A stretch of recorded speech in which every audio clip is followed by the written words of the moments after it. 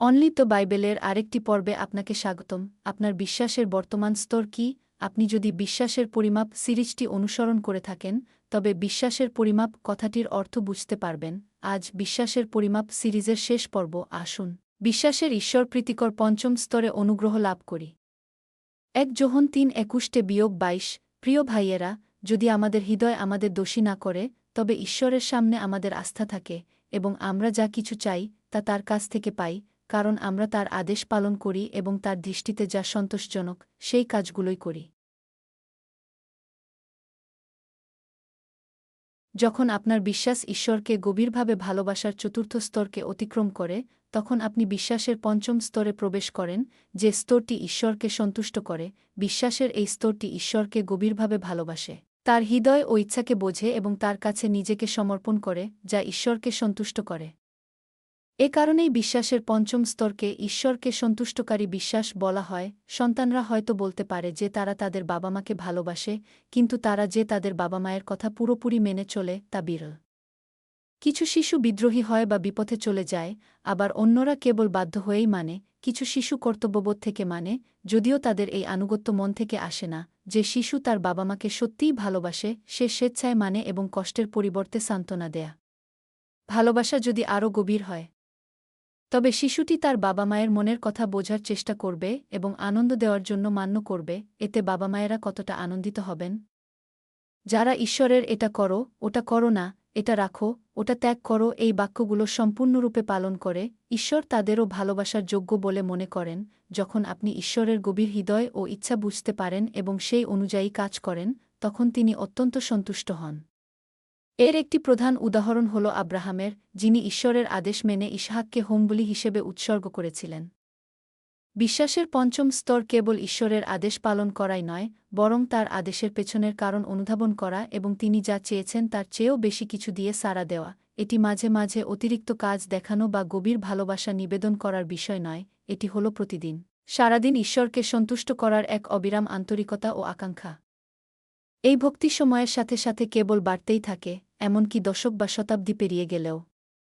যখন আপনি পঞ্চম স্তরে পৌঁছাবেন, তখন আপনি ঈশ্বরের কাছে মৌখিকভাবে প্রার্থনা করে তাৎক্ষণিক উত্তর লাভ করতে পারবেন, যার মধ্যে আপনার হৃদয়ের আকাঙ্ক্ষার উত্তরও অন্তর্ভুক্ত থাকবে। সকল বিষয়ে প্রজ্ঞা সুস্পষ্ট হয়ে উঠবে এবং কোনো রোগ বা দুর্বলতা আপনাকে স্পর্শ করতে পারবে না। আপনার মধ্যে অন্যের অসুস্থতা নিরাময় করার এবং অশুভ আত্মা বিতাড়িত করার ক্ষমতা জন্মাবে। আধ্যাত্মিক কর্তৃত্ব আপনাকে অন্ধকারের শক্তি থেকে রক্ষা করে এবং শত্রু শয়তানের কাছে কোনো অন্যায়ের জন্য অভিযোগ করার বা বিচার করার কোনো ভিত্তি থাকে না। আসুন বিশ্বাসের পঞ্চম স্তরের সূক্ষ্ম বিবরণগুলো দেখি। প্রথমত, এটি এমন এক বিশ্বাস যা জীবন উৎসর্গ করার পর্যায়ে গিয়েও সম্পূর্ণরূপে বাধ্য থাকে। বিশ্বাসের পঞ্চম স্তরটি ঈশ্বরকে গভীরভাবে ভালোবাসা এবং তার বাক্য সম্পূর্ণরূপে পালন করার চেয়েও উচ্চতর পর্যায়ে যায়, যা ঈশ্বরের হৃদয় ও ইচ্ছাকে বোঝা এবং সেই অনুযায়ী কাজ করার সমতুল্য। ঈশ্বর যদি অসম্ভব কোনো আদেশও দেন, তার উত্তর সর্বদা হ্যাঁ কে এবং কি আমেন হয়, অর্থাৎ স্বেচ্ছায় তার আদেশ পালন করা এবং নিজের জীবন উৎসর্গ করা। বিশ্বাসের চতুর্থ স্তরেও আপনি ঈশ্বরের জন্য স্বেচ্ছায় নিজের জীবন উৎসর্গ করতে পারেন, কিন্তু পঞ্চম স্তরে ঈশ্বরের ইচ্ছা ও অন্তরের মর্ম বুঝে তা পালন করার মধ্যে একটি পার্থক্য রয়েছে। উদাহরণস্বরূপ, একজন মা কাজ থেকে ফেরার আগে তার সন্তানকে ঘর পরিষ্কার করতে বলেন। কিছু শিশু বাধ্য হয়ে এই কাজটি করে, কিন্তু একজন ভালো শিশু সানন্দে ও ভালোবাসার সাথে পুরো বাড়ি পরিষ্কার করে। আরও বেশি ভালো একটি শিশু হয়তো আরও এক ধাপ এগিয়ে যায় এবং মাকে সাহায্য করার জন্য অন্য উপায়ও ভাবতে পারে। এই শিশুটি শুধু পরিষ্কারই করে না, বরং এমন সব কাজও হাতে তুলে নেয় যা তাকে করতে বলা হয়নি। এই শিশুদের বাবা-মায়েরা শুধু গর্বিতই হবেন না, বরং অত্যন্ত আনন্দিত হবেন। ঈশ্বরের সাথে আমাদের সম্পর্কও অনেকটা একই রকম। বিশ্বাসের চতুর্থ স্তরে লোকেরা ভালোবাসার কারণে এবং কোনো পাপ উপস্থিত না থাকার কারণে বাধ্যতা পালন করে, কিন্তু ঈশ্বরের হৃদয় বোঝা এবং সেই অনুযায়ী বাধ্যতা পালনে সামান্য ঘাটতি থাকে। বিশ্বাসের পঞ্চম স্তরের ব্যক্তিরা ঈশ্বরের হৃদয় বোঝেন এবং আরও বেশি ভক্তি সহকারে বাধ্যতা পালন করেন, যা পিতা ঈশ্বরের জন্য আনন্দ বয়ে আনে। দ্বিতীয়ত, বিশ্বাসের পঞ্চম স্তরের অর্থ হল অসংখ্য প্রার্থনার মাধ্যমে চিহ্ন ও অলৌকিক কাজ সম্পাদন করা। যখন আপনার হৃদয় সত্যে পরিপূর্ণ থাকে এবং আপনি নিখুঁত বিশ্বাসে অধিকারী হন, তখন আপনি ঈশ্বরের ইচ্ছানুসারে জীবনযাপন করার জন্য অবিরাম প্রার্থনা করবেন। আপনি অনেক আত্মাকে ঈশ্বরের কাছে নিয়ে আসার শক্তি লাভের জন্য প্রার্থনা করবেন। মহান প্রেমে পরিপূর্ণ হৃদয়ের আন্তরিক প্রার্থনার ফলে চিহ্ন ও অলৌকিক ঘটনা প্রকাশ পায়। যিশু যোহন 4:48 পদে বলেছেন, তোমরা যদি চিহ্ন ও অলৌকিক ঘটনা না দেখো, তবে তোমরা কিছুতেই বিশ্বাস করবে না। তার পরিচর্যার সময় যিশু জীবন্ত ঈশ্বরের সাক্ষ্য দিতে অসাধারণ চিহ্ন ও অলৌকিক কাজ করেছিলেন, যা অনেককে পরিত্রাণের পথে পরিচালিত করেছিল। যখন আমরা বিশ্বাসের পঞ্চম স্তরে আকুলভাবে প্রার্থনা করি এবং শক্তি লাভ করি, তখন আমরাও চিহ্ন ও অলৌকিক কাজ করতে পারি। মার্ক 16:17-18 পদে চিহ্ন ও অলৌকিক কাজগুলো দেখানো হয়েছে, আর যারা বিশ্বাস করেছে তাদের সঙ্গে এই চিহ্নগুলো থাকবে। আমার নামে তারা ভূত তাড়াবে, নতুন ভাষায় কথা বলবে, তারা সাপ ধরবে, আর যদি কোনো মারাত্মক বিষ পান করে, তাতে তাদের কোনো ক্ষতি হবে না, তারা অসুস্থদের উপর হাত রাখবে, আর তারা সুস্থ হয়ে উঠবে। যখন আমরা এই চিহ্নগুলো প্রকাশ করি, তখন মানুষের হৃদয় পরিত্রাণের কাজ অনুভব করার জন্য উন্মুক্ত হতে পারে। তৃতীয়ত, বিশ্বাসের পঞ্চম স্তর হল ঈশ্বরের সমগ্র গৃহে বিশ্বস্ত থাকা। গণনাপুস্তক 12:3 পদে লেখা আছে, আর সেই পুরুষ মসী পৃথিবীর অন্য যে কোনো মানুষের চেয়ে অত্যন্ত নম্র ছিলেন। 7 পদে লেখা আছে, আমার দাস মসীর সম্বন্ধে এমন নয়, তিনি আমার সমগ্র গৃহে বিশ্বস্ত। যাত্রাপর্বের নেতা মসী পৃথিবীর অন্য যে কোনো ব্যক্তির চেয়ে বেশি নম্র ছিলেন। ঈশ্বরের সমগ্র গৃহে তার বিশ্বস্ততার মাধ্যমে মসী বিশ্বাসের সেই পঞ্চম স্তরে পৌঁছেছিলেন যা ঈশ্বরকে সন্তুষ্ট করে। ঈশ্বরের সমগ্র গৃহে বিশ্বস্ত থাকার অর্থ হল নিজের কর্তব্য সম্পূর্ণরূপে পালন করা এবং দায়িত্বের প্রতিটি ক্ষেত্রে পুরস্কার বা প্রত্যাশার মধ্যে গিয়ে কাজ করা। আমাদের খ্রিস্টীয় জীবনে আমাদেরকে বিভিন্ন দায়িত্ব দেওয়া হতে পারে। এই দায়িত্বগুলোর মধ্যে কিছু হয়তো গুরুত্বপূর্ণ বলে মনে হতে পারে বা স্বীকৃতি পেতে পারে, কিন্তু কিছু দায়িত্ব বাইরের জগতের কাছে অদৃশ্য থাকে। কিন্তু ঈশ্বরের সমগ্র গৃহে বিশ্বস্ত থাকার অর্থ হল প্রতিটি দায়িত্ব, তা বড় হোক বা ছোট, সম্পূর্ণরূপে পালন করা। বিশ্বাসের পঞ্চম স্তরে, অর্থাৎ পূর্ণ আত্মায় যারা আছেন, তারা ঈশ্বর প্রদত্ত প্রতিটি দায়িত্বকে মূল্য দেন এবং নিজেদের সেরাটা দেন। দায়িত্বের সংখ্যা যাই হোক না কেন, তারা কোনো কাজই অবহেলা করেন না, বরং বিশ্বস্ত থাকেন এবং প্রতিটি ক্ষেত্রে ফলবান হন। এর কারণ হল তাদের মধ্যে যীশুখ্রিস্টের নিখুঁত হৃদয় রয়েছে। প্রভুর হৃদয়ের অনুরূপ এই বিশ্বস্ত খ্রিস্টানেরা স্বর্গের সবচেয়ে সুন্দর স্থানে প্রবেশ করেন, নব জিরুসালেম। প্রকাশিত বাক্য 21:2 পদে নতুন জিরুসালেমকে পবিত্র নগরী বা মহিমার নগরী হিসেবে বর্ণনা করা হয়েছে। এখানেই ঈশ্বরের সিংহাসন অবস্থিত। এটি এক সত্যিই সুন্দর স্থান, বধূর মতোই সুন্দর। নতুন জিরুসালেমের প্রাচীরগুলি জাসপার পাথরে নির্মিত। এর ভিত্তি মূল্যবান পাথরে সজ্জিত। এর উত্তর, পূর্ব, দক্ষিণ এবং পশ্চিমে 3টি করে মোট 12টি ফটক রয়েছে। প্রতিটি ফটকে একজন করে স্বর্গদূত নিযুক্ত থাকেন। নতুন জিরুসালেমের ঘরগুলি বহুতলা বিশিষ্ট, খাঁটি সোনা দিয়ে নির্মিত এবং চমৎকার রত্ন দিয়ে সজ্জিত।